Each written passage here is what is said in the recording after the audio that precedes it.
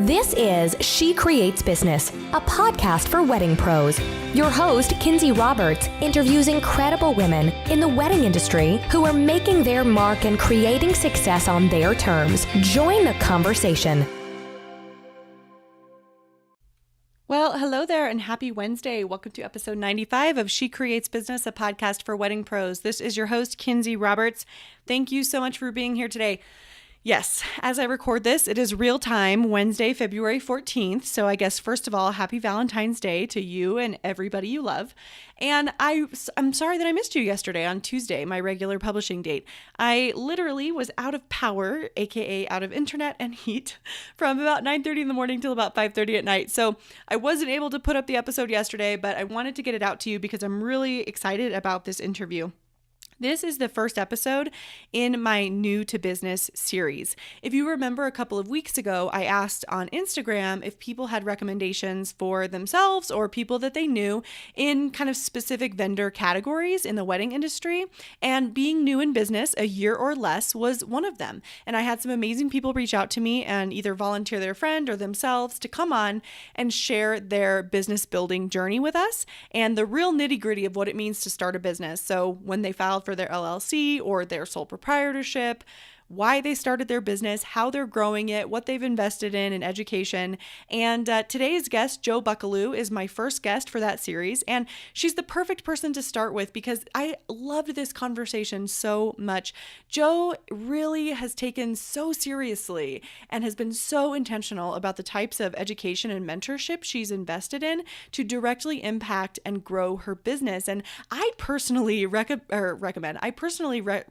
that so much because I don't know if I'm alone in this, but gosh, I have like shiny object syndrome to the max when it comes to courses and education and all of that. I'm so interested in a lot of different things. And when I heard Jo talk about all of these very intentional courses and mentorship opportunities and podcasts that she listens to, I was just really blown away and just like, girl, I respect that. And that is awesome. And that is why your business is, growing and doing well because you are amazing and being so intentional. So that combined with everything else we talked about in this interview today are just a couple of reasons why I really loved it. Not the least of which is Jo is just an awesome person and great to talk to. Let me tell you a little bit about her before we get to the interview.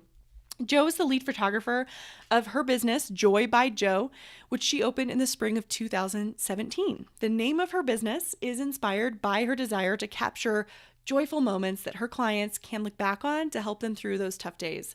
Jo is a Minnesota transplant, and she's also the leader of a nonprofit which celebrates women and girls with disabilities and provides opportunities for them to build new skills. She is donut, puppy, and wedding obsessed. Cannot wait for you guys to hear this interview with Jo Buckellew from Joy by Jo. Without further ado, let's go to the show. Jo, welcome to the show. Hi, thank you so much for having me. I'm so excited to be here. You are welcome. And I didn't even realize that once I said that, it kind of rhymed. Like, Jo, welcome to the show. And I had to nice I was like, don't laugh, Kinsey. You're welcome, guys. with a two-letter name, little like that, I think it rhymes with a lot of different things. So I don't think you're the only poet in my life. Dang it. Okay. That's understandable, though. I am really pleased that you're here. I really appreciate you coming on. As everyone knows, we are in the middle of the New to Business series. And we were kind of chatting offline about this. This has been one of my favorite series. We have a few others coming up too. But we were both kind of chatting about how much we love hearing the journey part of starting your business, kind of like the impetus for starting, the business of weddings, basically. And so we were chatting, you guys, about how much we're excited about this interview because, we've all been there and even we're all there or we want to be there. So I just really appreciate you coming on the show.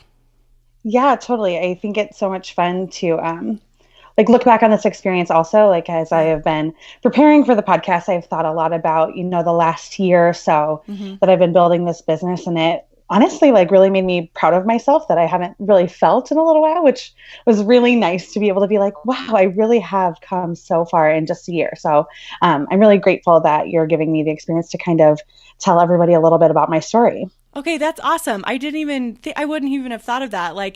I prep for podcast interviews too, but I love that you were able to kind of summarize the last year and really see on paper how far you have come. Because we don't do that. You're right. Like, a lot of us don't sit down and say, okay, what have I achieved this year? It's always kind of the opposite. Like, ooh, what didn't I get done that I wanted to? Like, what was on my power sheets that's totally still there? And I won't lie, I did kind of think about the things that I didn't get done too, but definitely was able to focus on a lot more of the growth aspect than the things that turned out to be duds. Okay, sweet. So we'll get into both of those.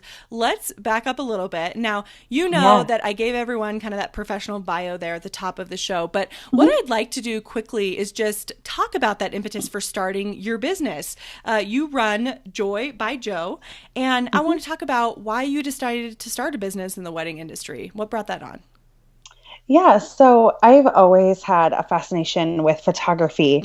From the time I was a little girl, my mom likes to talk about how I would like pinch pennies to save for the wind up like disposable cameras. And I would like run around. I lived in a little lake, like resort town. So I would like run around and take pictures of the water and the sunsets. And I'm sure 95% of them turned out looking almost the exact same, but I always just thought that I was so cool.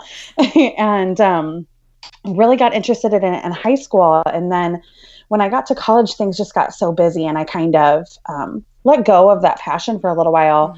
And then I met my husband. And the year after I met him, he bought me for Christmas my first DSLR camera because I had been talking about how I wanted a camera so badly. I didn't want to just have my phone anymore. And he gifted that to me, which was amazing. And from there, I kind of went back to my roots and went to nature photography and that sort of thing, the kind of stuff that I knew, because people were really scary. Like I couldn't even imagine putting somebody who had an opinion about how the image turned out. It was like mountains and like prairies are so much easier to photograph than people. Totally. Like they can't talk back. Exactly. They keep like, ooh, I didn't really like that angle. Yeah. But then, I had a few friends reach out and want, pictures of their newborns or just like some quick family photos for their Christmas cards or whatever. And so I started into that, and it kind of just spiraled and snowballed from there. I can remember Christmas of 2015, I took newborn photos, and afterwards I was like, oh my gosh, like that was so fun. I actually had fun photographing people.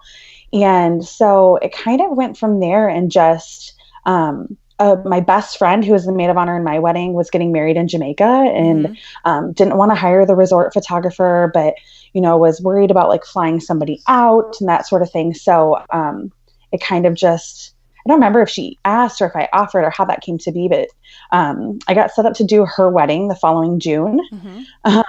And then I actually photographed a surprise wedding of a friend of mine that spring before that June wedding. And I feel like that was the best experience because I learned so much so fast. Upgraded my camera, went to Jamaica, and kind of went from there. It was just so crazy how fast everything happened. So that was just this last June that I did the first big wedding in Jamaica and did the whole thing. And yeah, it's been amazing. I have so much fun. I love my couples. I think there's just something really special about Minnesotans, and I've been able to work so closely with so many of them now, and just like love my home state so much, love the people here so much. And it has been a really special experience. Okay, I agree with that there's something special about Minnesotans. We have some family friends from Minnesota, and they are so, like, they're some of my favorite people. I don't really see them that often. We like see them at whatever. This is totally irrelevant to this story, but seriously, you are right. Yeah, there's a lot of talk right now with the Super Bowl. You guys are special. Yeah, with about Minnesota nice. And, that's always kind of been like a facetious saying, like Minnesota nice, because there's a lot of people here who are known as like passive aggressive, but also like there really truly is like Minnesota nice. Like people are so kind here. And so I've been really lucky that my couples kind of have just trusted me and let me run with it. And I don't know that I would have had the experience that I've had here many other places where it's a lot harder to break into the industry for sure. Sure. Absolutely. Well, now I'm going to back up just a little bit. And you mentioned that you kind of lost that, not the passion, but just busy. So you lost that like making time for it basically, but you were still passionate about it. did you do any kind of like photography classes or training or anything, or are you just totally self-taught from picking up the DSLR that your husband gifted you? Yeah, pretty much self-taught. I learned a Cool. lot in high school. I did take a photography class in high school, and I was on the yearbook, so I did get to utilize the DSLR cameras at my high school. Mm-hmm. So I felt like I learned a lot there, but really diving into it head first.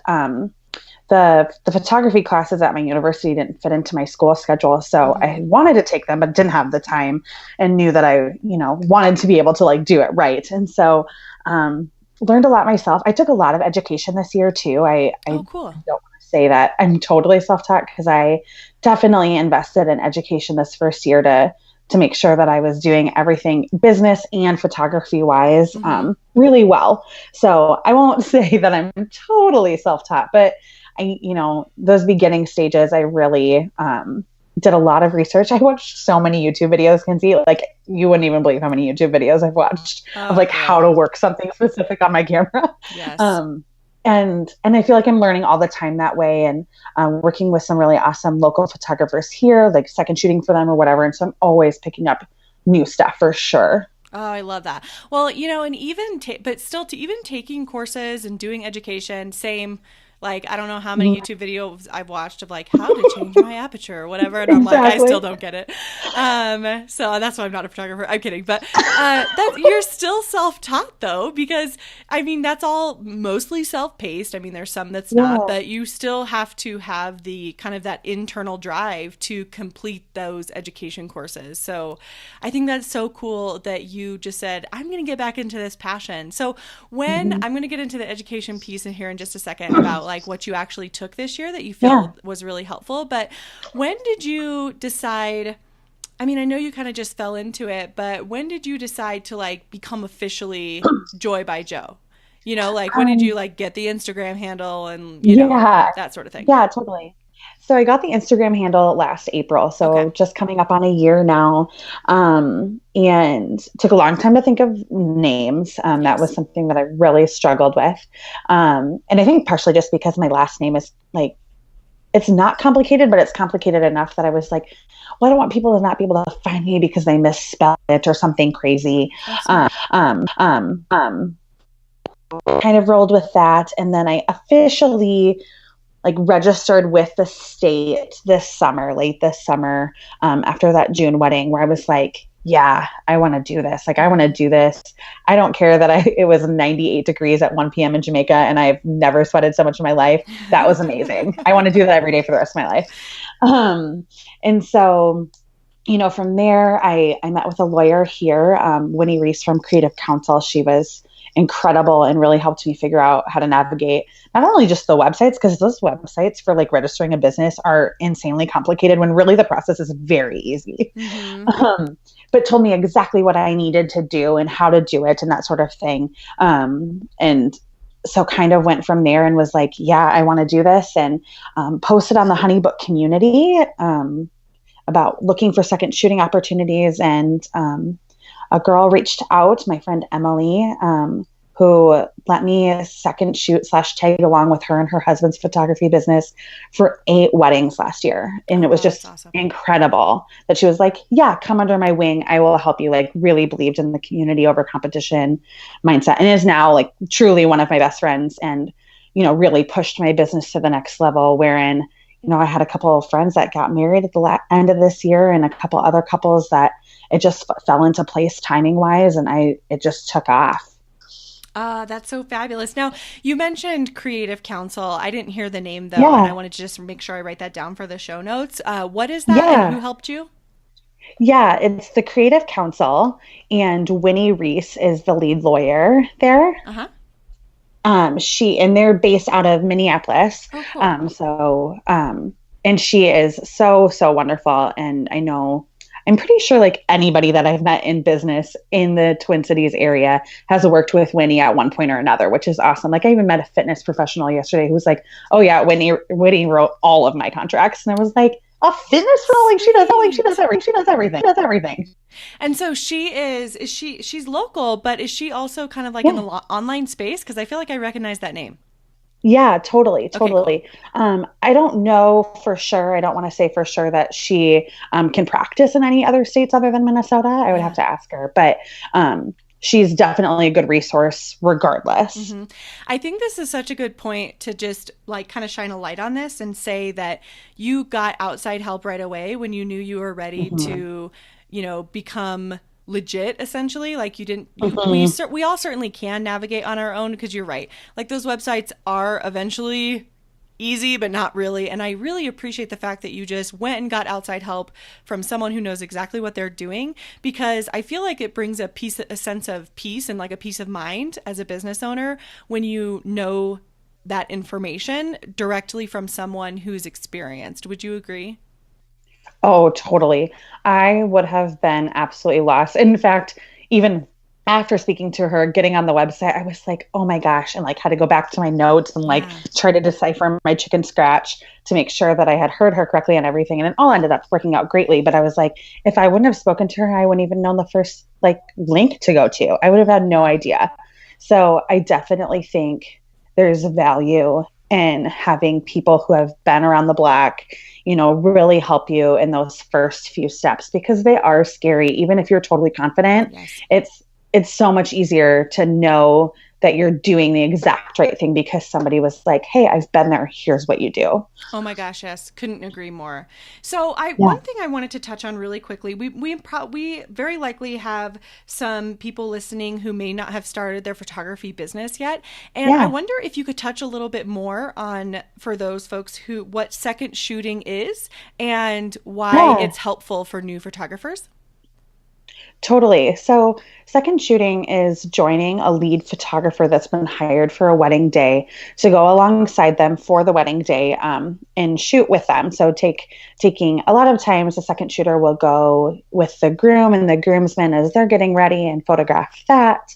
And then, help on couples portraits. It's a lot of helping navigate wedding parties and families and making sure everybody is in the right place at the right time. Mm-hmm. Um, and then being a second lens for the ceremony where things happen so quickly and you can get a couple of different angles that way, and same with reception. So it's a great hands-on way of getting experience on a wedding day without having the pressure of running it all yourself.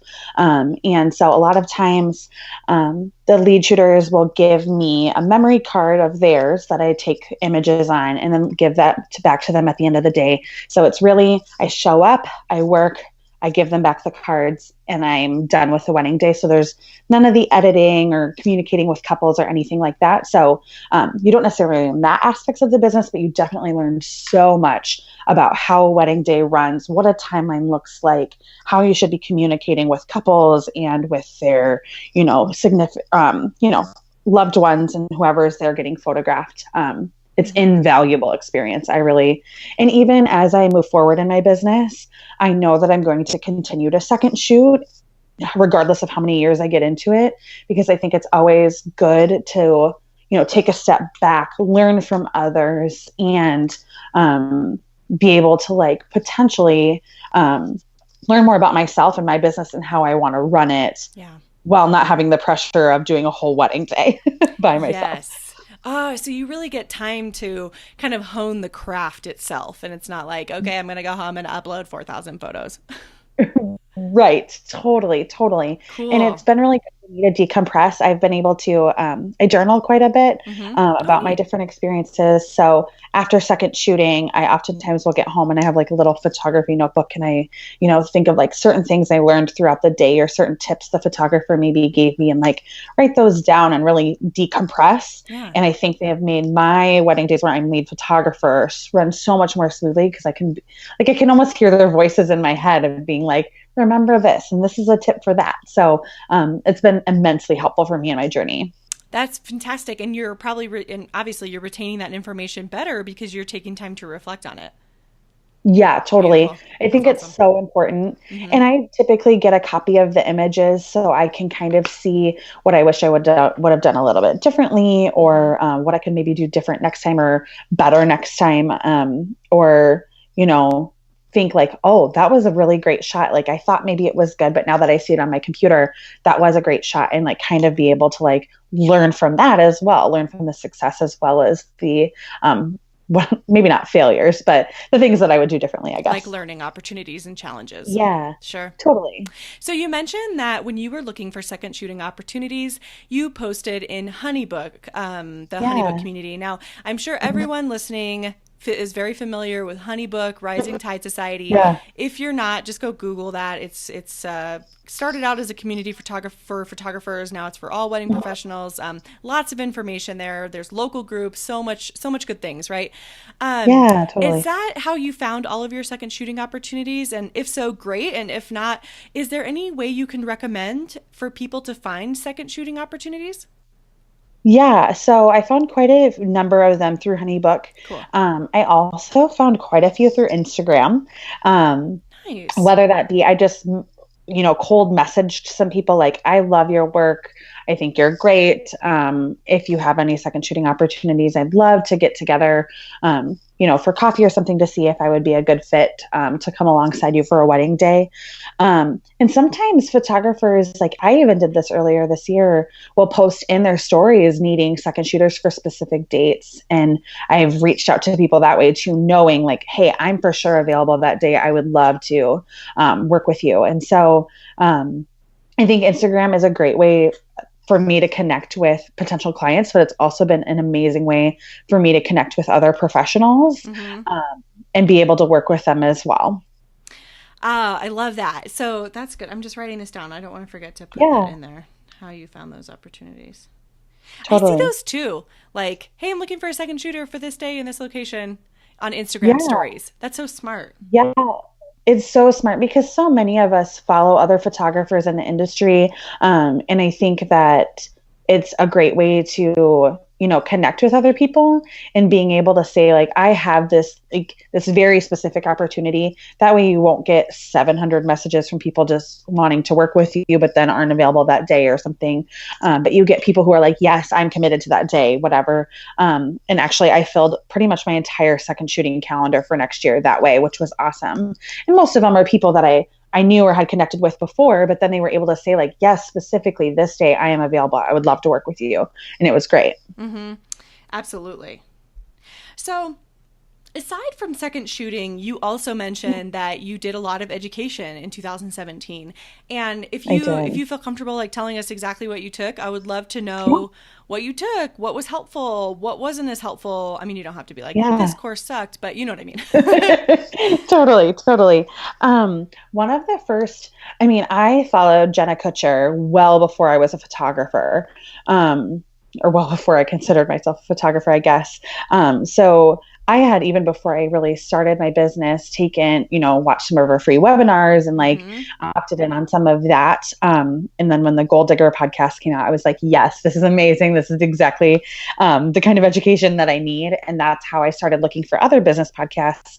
So in a very inexpensive, like actually free way, I've listened to tons of podcasts. Like I listen to podcasts all day, every day. Yes. So that I won't say has necessarily been like an investment in my education, but the time that I have put in listening to your show, to Gold Digger, to Side Hustle School, how I built this, just being inspired by other people who are hustlers, but also like understand how to take care of themselves. Like that has been so valuable to me.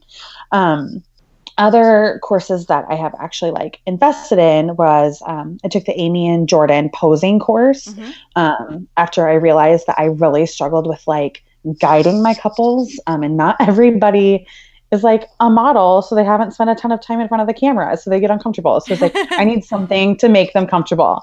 So I decided to start there, and I felt like that was really valuable. I learned a lot, not only about posing, but about my camera too in that process. Nice.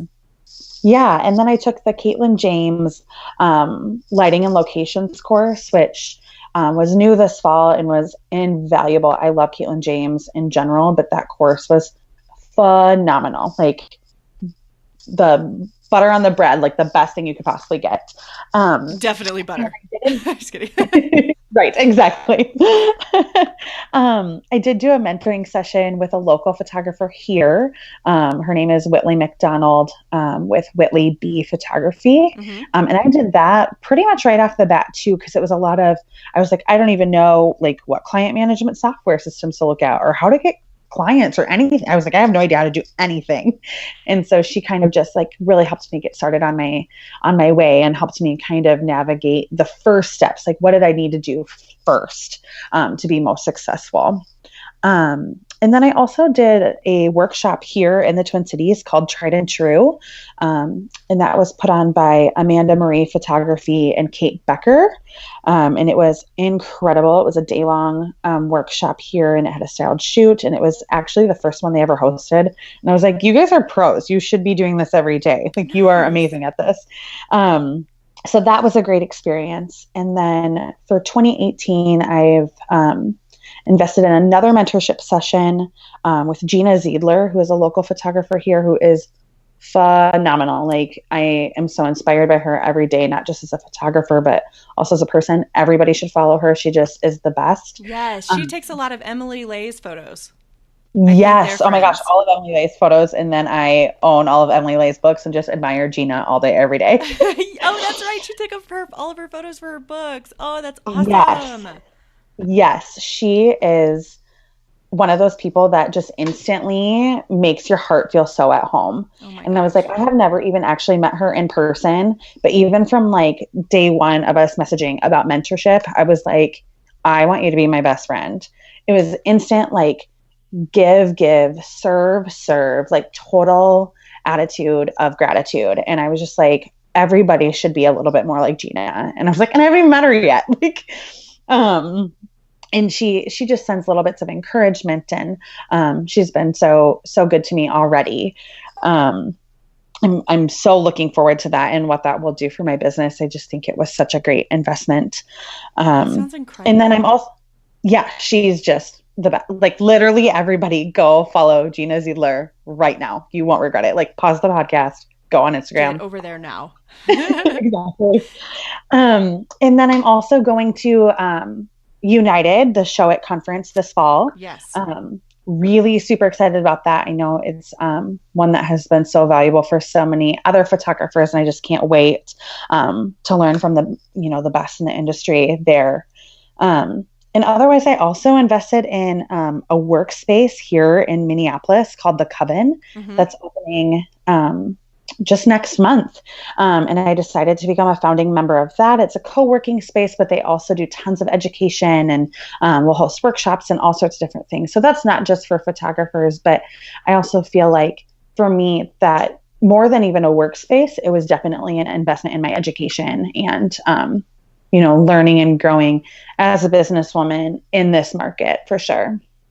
Okay, these are, what I noticed about all of these? I've written all these down so I can put them in the show notes because they're amazing. And I'm just so in awe of how intentional all of these educational opportunities are. And what I mean by that is they're all very, what am I trying to say here? Like, they're all very specific to photography and what you're doing and, making your business grow and like, Amy and Jordan's posing course and the lighting and locations course by Caitlin James and the one-on-one mentorship sessions.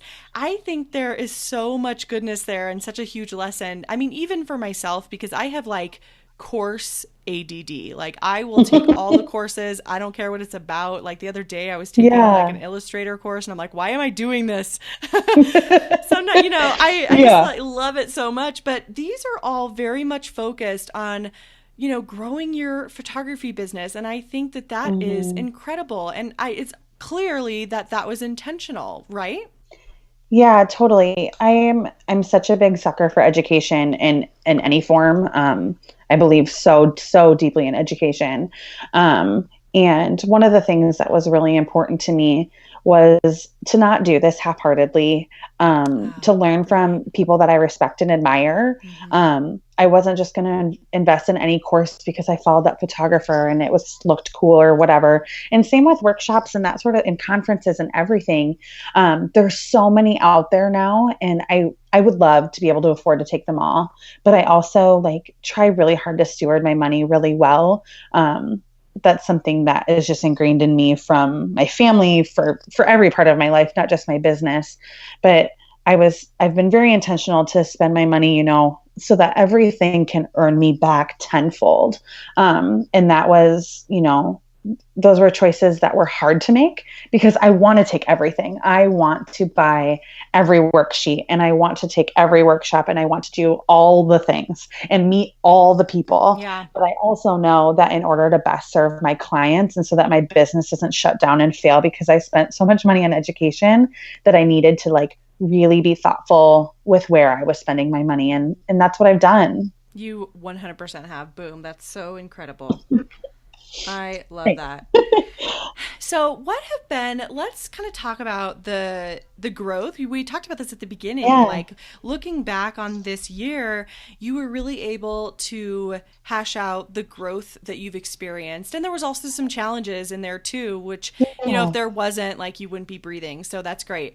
Right. So let's talk about let's do 2 and 2. Let's talk about 2 major wins or major, they don't have to be major, just growth aspects or wins from this year that you loved. And let's talk about 2 kind of challenges or kind of duds, as you said at the very beginning. Yeah. Let's start with the wins. I think, my wins have been that I have been able to use my business to give back. I had worked in the nonprofit sector for a long time and really care about many nonprofits local here, and have been able to not only use photo shoots, people pay me for a photo shoot as a donation for an organization, but also donated my time to organizations with my photography. And I think that, has been a huge win, that I've been able to navigate that whole process, because it is a lot and there will always be a million requests, but also being able to respect and value my time and their time and make sure that it's something I'm really passionate about has just been awesome. I think the other big win that I have found is that I have built up, in such a short time, some really great vendor relationships. I put together a styled shoot this fall with vendors that were all female owned local businesses. And that was really powerful for me to do that shoot once it all came to fruition.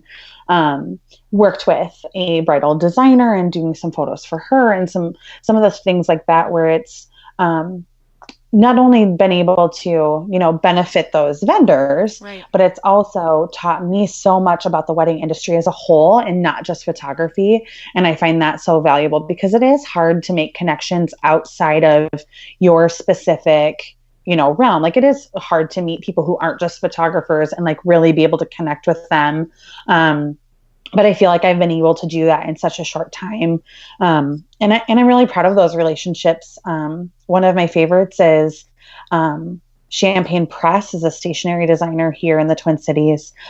Julie is the owner, and she did my wedding invites. And so I met her that way, but then being able to utilize her as a vendor. Last weekend, I was shooting a wedding and it was right next to her shop. And I was walking by in the street with my bride and groom, and out she runs out of her shop and just gives me a hug. And I was like, how incredible is this, that I have this special connection with a stationery designer that, I feel like a lot of times is so easy to dismiss other vendors in the industry because what good is that, kind of a lot of times people think what good is that relationship going to bring me, if it's not going to instantly bring me clients or income. It's no, these people, they're my people now. So, I think that has been a big, big achievement for me. As for duds, oh man. We all have them, sister. It's fine. We do. I learned so much about data storage this year because I lost so much data. So I definitely had to learn systems on backing up things. Luckily I didn't didn't lose anything fully that was like a paid job or anything like that, but it still was like, that was devastating. And it was financially very expensive to get everything recovered, but totally worth the investment. Right. So it was one of those things that I was like, now I know. I will never do this again. Exactly. And I think, another big dud that's not too embarrassing to share on. Oh no, share the embarrassing one. I'm kidding. Oh my goodness. Well, I can just tell you a really embarrassing story that I feel like definitely taught me a lesson. As I was just talking about last weekend's wedding, luckily, the maid of honor is a good friend of mine. So that's how I got connected to these people. And the bridal party was amazing. And in the middle of the day, I realized that I had like fully ripped my pants, Kinsey. Nope. Like what? Ripped my pants. And so one of the bridesmaids, after I realized this, one of the bridesmaids let me wear a pair of her leggings for the rest of the day. But I learned that like in a bigger sense, I learned that like what can go wrong will go wrong. So like be prepared for it. So now I know to pack an extra set of clothes in a bag and even just leave it in the car just in case. But that goes for gear. That goes for anything. So it was a valuable lesson in that. And an embarrassing moment. Luckily, I don't think too many people saw anything. And the bridesmaids and I had a good laugh together, but it was definitely an embarrassing experience. That is hysterical. I mean, it's funny today. Obviously, it probably wasn't funny. Exactly. In the moment, my friend Emily was second shooting for me, and I was like, do I put I was wearing black pants and I had a black tank top underneath my shirt. And I was like, do I put my tank top in my pants? Like, what do I do? Right. What's happening here? She was like, maybe we should see if somebody else has extra clothes before you do that. And I was like, brilliant. That's so much better than my plan. Just keeping it real over here. That's right. This is real life. We rip our pants. But I mean, we do, right? Like we all do. Totally do. We've all been there. What I like about this though is like the bigger picture. I mean, it's funny today, but it's also great. Like if that never happened to you, you wouldn't have all the extra gear there and all the extra stuff in your car now after all of those weddings. And I think that's just, you know what, that seems so silly and like, oh duh, bring extra clothes. But I honestly, I would never think of that. Like I would never, and totally. I probably should. Like I would never be like, gee, I'll probably want to bring extra pants to the venue because I might rip these.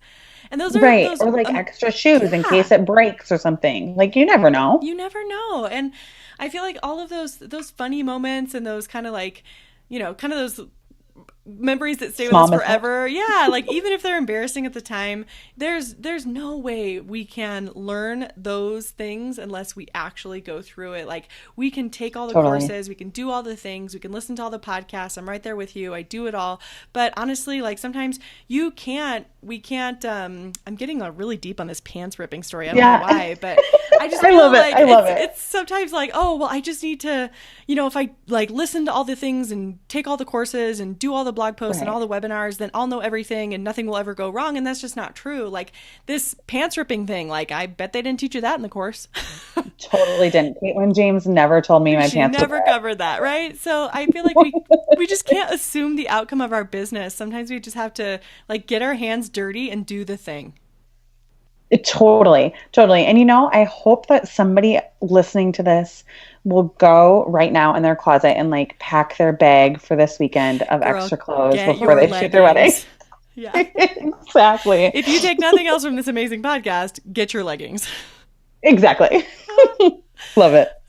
Joe, this has been amazing. Thank you so much for this podcast. You have been so open and so like raw. I really appreciate you. I wish you so much success in your business, and I can't wait to have you back on to kind of do like a Where Are They Now episode. Oh my gosh, I cannot wait for that. I was so nervous for this, but you really truly are just like chat. I wish you were sitting next to me on the couch right now and we had a bottle of wine together, because that would just make the cherry on top of this. I so appreciate you having me on, and can't wait to connect again. Same. It has truly been my pleasure. And then when we meet in person, we will definitely be getting that bottle of wine. Sign me up for that. Totally. All right. Have a good night. Thank you. You too. Thanks. Bye. Thank you so much for listening to She Creates Business. Please take a minute and head to iTunes to leave an honest review so we can help more wedding pros find the show.